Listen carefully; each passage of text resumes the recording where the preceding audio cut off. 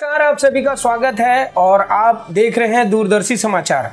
जैसा कि आपने सुना होगा, उमानंदन कौशिक जी बहुत बड़ा नाम है और नोएडा में इन्होंने काफ़ी समाज सेवा की है। नोएडा को बनाने में मैं कहता हूँ कि इनकी बहुत बड़ी भूमिका है, समाज को सुधारने की और समाज में अच्छी चीज़ों को लाने में, और संगठन के प्रति इनका काफ़ी अच्छा रुख रहा है। आइए हम जानते हैं, आज हमारे बीच में हैं जिनको कोई पहचान की आवश्यकता नहीं है, उमानंदन कौशिक जी हैं। भाई साहब, सबसे पहले तो नमस्कार और हमारे चैनल में आपका बहुत बहुत स्वागत है। जय श्री राम रंजीत जी। जय श्री राम भाई साहब। और जैसा अभी आपने कहा कि नोएडा को बनाने में, मैं नोएडा के बनाने वालों में नहीं हूँ। मैं बने बनाए नोएडा में मैं आया हूँ। मैं एक बड़ा वृक्ष जब नोएडा बन चुका तब मैं उसमें आया हूँ, और तब जो हमारे वरिष्ठ लोगों ने, बुजुर्गों ने नोएडा की नींव रखी, हम उसकी बस कलियां पत्तियां हैं। वृक्ष किसी और ने लगाया, हम तो केवल उसकी छाया में बैठ रहे हैं।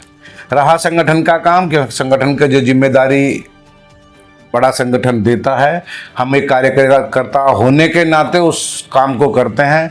कोई कार्यकर्ता अच्छा कर लेता है, कोई थोड़ा सा हल्का कर लेता है, करते सभी है कि हर कार्यकर्ता जो जिम्मेदारी बात है सब काम करते हैं। हमसे पूर्व के कार्यकर्ताओं ने भी अच्छे काम किए हैं, हमारे समय में भी काम हुए, और हमारे बाद के कार्यकर्ता भी अच्छा काम कर रहे हैं। इसमें कोई किसी चीज़ का कोई विवाद ही नहीं है। रही बात जो आपने कहा कि संगठन में अच्छे काम किया है, वो तो जग जाहिर है, सबने काम किया है। और नोएडा के अंदर जो संगठन ने काम किए हैं, जब मैं जिम्मेदारी में आया था उस समय एक तरह से समझ लो मुस्लिमों का बड़ा आतंक था नोएडा के अंदर भी। आपके सेक्टर 8, 9, इधर 10 में, झुग्गियों में, सेक्टर 16 में मुसलमानों का ऐसा आतंक था कि लड़कियों का हाथ पकड़कर खींच कर लेके जाते थे और माता को बोलते थे कि आधा घंटे में आ रही हैं, इंतजार कर लेना। अब वो स्थिति नहीं है, क्योंकि प्रदेश में और देश में बहुत बड़ी बड़ी विभूतियों की सरकारें हैं जो नेतृत्व कर रहे हैं। हमारे बड़े कार्यकर्ता हैं योगी जी और श्रीमान आदरणीय मोदी जी। इन्होंने हिंदुओं को जगाया है, सोती हुई सुप्त शिराओं में रक्त का नया संचार किया है। इसलिए ये काम मेरा नहीं, मैं तो उनका बहुत छोटा सा सिपाही हूँ। जैसा वो कर रहे हैं उनके चरणों पर चलने की कोशिश कर रहे हैं।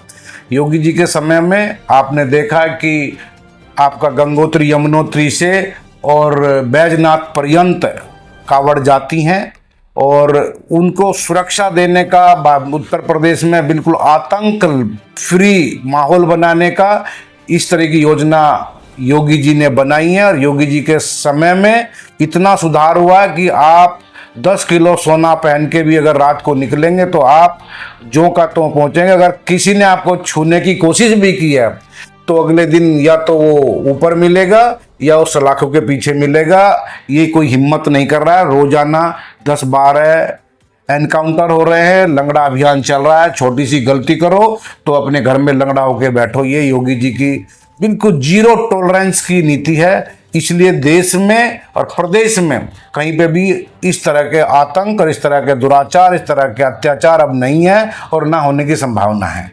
भाई साहब, मैं आपसे एक चीज़ पूछूंगा कि अभी रामलीला मंचन का समय आ रहा है और जगह जगह स्टॉल लगेंगे, पंडाल लगेगा, झूले वगैरह लगेंगे। अभी आपने गुजरात में देखा पीछे कि वहाँ पे साफ शब्दों में मना कर दिया गया कि कोई भी मुस्लिम समाज का व्यक्ति रामलीला मंचन में या इस प्रोग्राम में, गरबा में एंट्री ना ले। क्या भाई साहब नोएडा में भी इसी चीज को लागू किया जाएगा? आपने बिल्कुल मेरे मन की बात की है, मेरे विषय की बात की है। मेरा विषय यही है। और मैं जैसे गुजरात में भी जितने भी दुर्गा महोत्सव के समय पे गरबा आदि होता है, बहुत बड़ा कार्यक्रम होता है, वहाँ का संस्कृति गरबा से जानी जाती है। आपका मध्य प्रदेश में भी ये रखा है कि रामलीला मंचनों से, रामलीला के आयोजनों से मुस्लिमों को दूर रखा जाए। और मैं यहाँ के जितने भी रामलीला मंचन की समितियाँ हैं, नोएडा में भी 3-4 जगह बड़ी रामलीलाएँ होती है। सेक्टर 25 में होती है, यहाँ पे स्टेडियम में, सेक्टर 62 में होती है, सेक्टर 46 में होती है, और ग्रेटर नोएडा यहाँ पे 5-6 जगह बड़ी रामलीलाएं होती हैं। उनका मंचन तो बहुत भीड़ आती है। 1-1 लाख लोग एक दिन में 3-4 जगह जाके भगवान का चरित्र देखते हैं, उनका देखते हैं भगवान ने किस तरह से उनका आचरण रहा, कैसे मर्यादा पुरुषोत्तम राम ने अपनी मर्यादाओं को निभाया।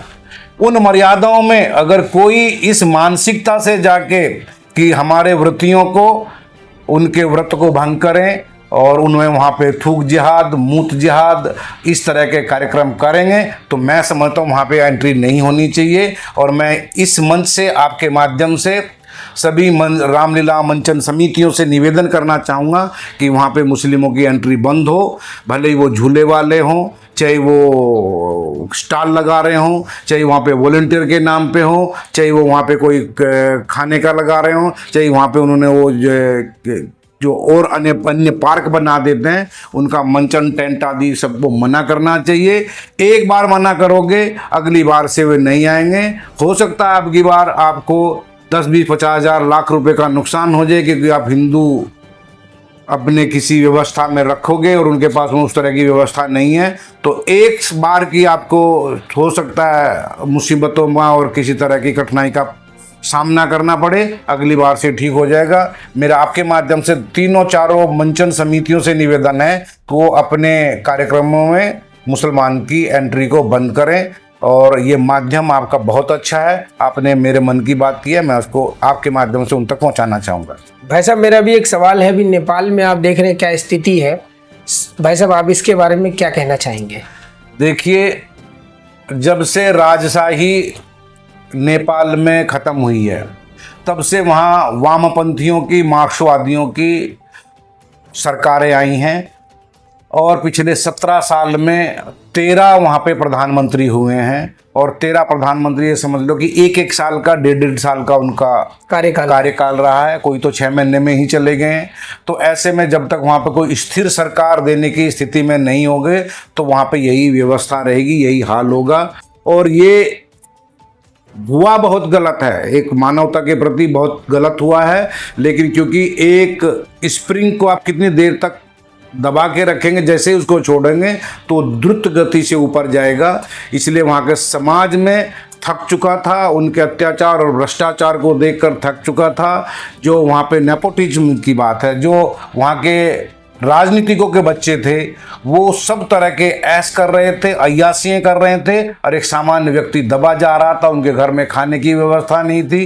ये तो भारत का बड़ा वो आभार मानते हैं कि भारत के दरवाजे उनके लिए हमेशा खुले रहते हैं। उनके यहाँ और नेपाल के, भारत के बॉर्डर पे कोई आने जाने में रोक नहीं है। इसलिए वे लोग भारत में आके अपनी जीविका को बनाते हैं, चलाते हैं, अपने बच्चों के लिए कमाते हैं, लेके भी जाते हैं, अपने परिवार को पालते हैं। अगर भारत की भी व्यवस्था रुक जाए तो वहाँ पे तो बहुत भूखमरी हो जाए।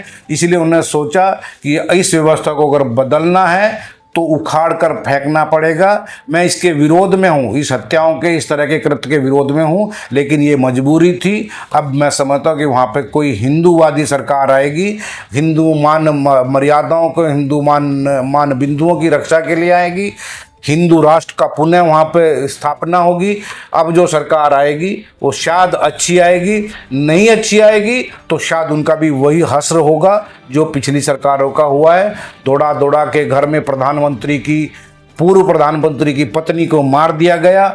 ये कितना अपने आप को वो त्रासित और कितने आप को दबा हुआ समझ रहे थे, जो उस गुस्से को निकला तो इस तरीके से निकला। इसलिए सोचना पड़ेगा वहाँ के समाज को, सोचना पड़ेगा वहाँ पे व्यवस्थाओं में बैठे लोगों को, सोचना पड़ेगा वहाँ की जुडिशरी को, सोचना पड़ेगा वहाँ के सेना अध्यक्षों को, जिनके हाथ में अभी यहाँ की व्यवस्थाएं हैं, कि वहाँ एक अच्छा और दूरदर्शी, साफ नेतृत्व वाला, साफ छवि वाले व्यक्ति को वहाँ जिम्मेदारी दें, जो हिंदुओं के प्रति और भारत के प्रति सहिष्णु हो। वो अगर वहाँ पे चाइना और अमेरिका का प्रभाव बना रहेगा तो आगे अगले 5-6 महीनों में फिर यही स्थिति बनेगी।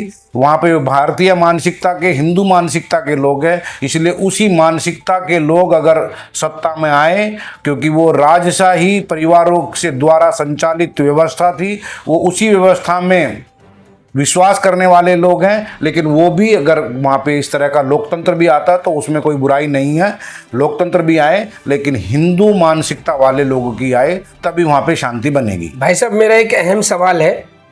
सूत्रों के मुताबिक जो हमें जानकारी मिली है और जो हमने देखा टीवी चैनलों पे और सोशल मीडिया पे, लोग कमेंट कर रहे हैं कि जैसा नेपाल में हुआ है वैसा ही भारत में भी होगा।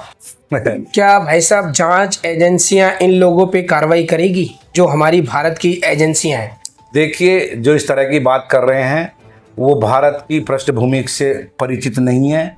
वो विदेशी मानसिकता, उस गुलामी की मानसिकता और सेकुलरिज्म वाली मानसिकता के लोग हैं, मार्क्सवादी सोच के लोग हैं, वो इस तरह की बात करते हैं। यहाँ का भारतीय सुबह और शाम उठते हुए भारत माता की जय बोलता है। और अभी भारत में ऐसे विश्व पुरुष की, ऐसे लौह पुरुष की, ऐसे युग पुरुष की सरकार है, सोच भी नहीं सकते। जिस दिन सोचेंगे, सोचने से पहले सरकार उनको पकड़ के सलाखों के पीछे भेज देती। आपने सोचा अभी 6 लोग पकड़े गए IAS वाले दिल्ली में पकड़े गए। किस तरह से उनके हमारी IB और किस तरह से हमारी इंटेलिजेंस काम कर रही हैं, सोचने का मौका नहीं देते। जो हम और आप चर्चा कर रहे हैं, कहीं ना कहीं ये भी हमारी इंटेलिजेंस की निगाह में है कि जो हम चर्चा कर रहे हैं, इसलिए वो सब चीज़ें भारत में संभव नहीं है।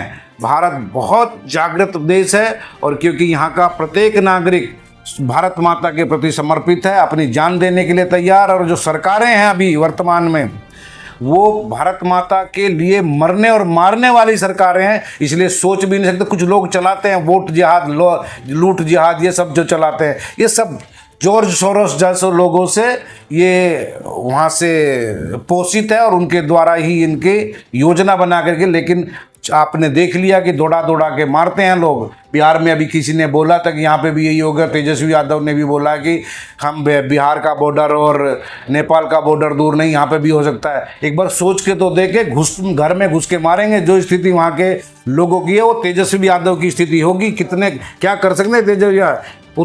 भारत में राष्ट्रीय स्वयंसेवक संघ ने लोगों को जागृत किया है। सुबह शाम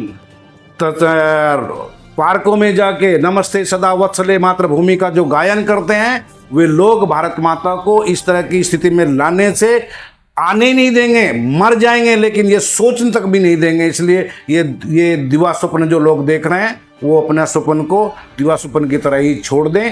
भारत में ऐसा कभी होने ही वाला नहीं, हो भी नहीं सकता। भाई साहब, अभी चर्चाएं चल रही थी बीच में कि आपको भाजपा से कोई दायित्व मिलने वाला है। भाई साहब, उसका क्या हुआ? देखिए, मैं राष्ट्रीय स्वयंसेवक संघ का एक छोटा सा स्वयंसेवक हूँ। उधर से मुझे जिम्मेदारी दी गई कि मैं विश्व हिंदू परिषद में काम करूँ। तो जब तक मुझे विश्व हिंदू परिषद का, मुझे संगठन को लगा कि मैं वहाँ पे काम कर सकता हूँ, तो उन्होंने मुझे प्रांत तक की जिम्मेदारी दी।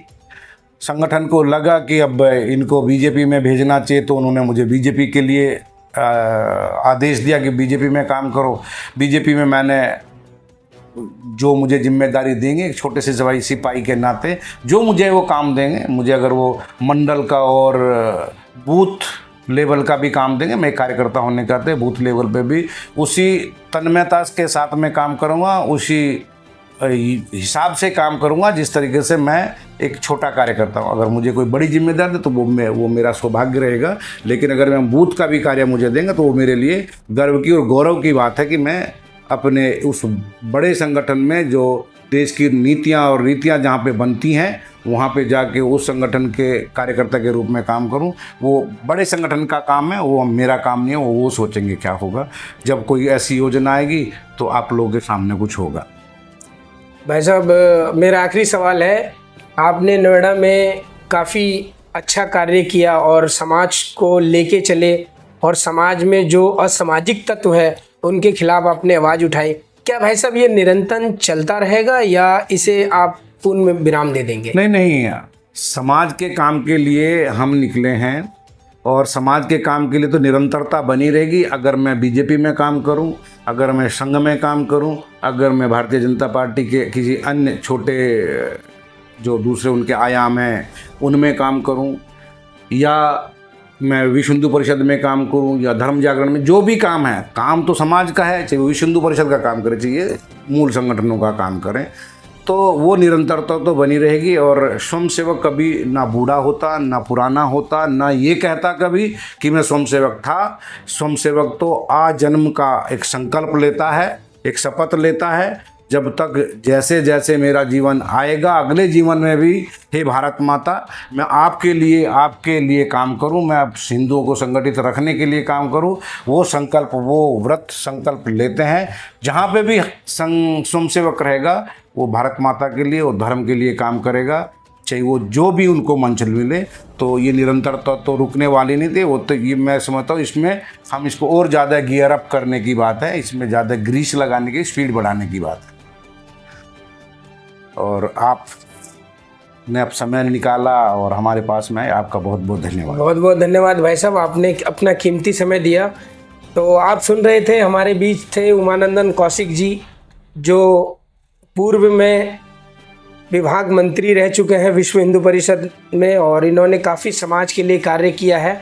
और अभी इन्होंने कहा भी कि जब जब मुझे मौका मिलेगा मैं भारत माँ के लिए कार्य करता रहूँगा। तो आप सब लोग बने रहिए, और भी ज़्यादा जानकारी के लिए, खबरों के लिए नमस्कार, जय हिंद, जय भारत, वंदे मातरम। वंदे मातरम, भारत माता की जय। हमारी खबरों से जुड़े रहने के लिए हमारे चैनल को सब्सक्राइब करें और बेल आइकन को दबाएं ताकि खबर की नोटिफिकेशन आपको मिलती रहे।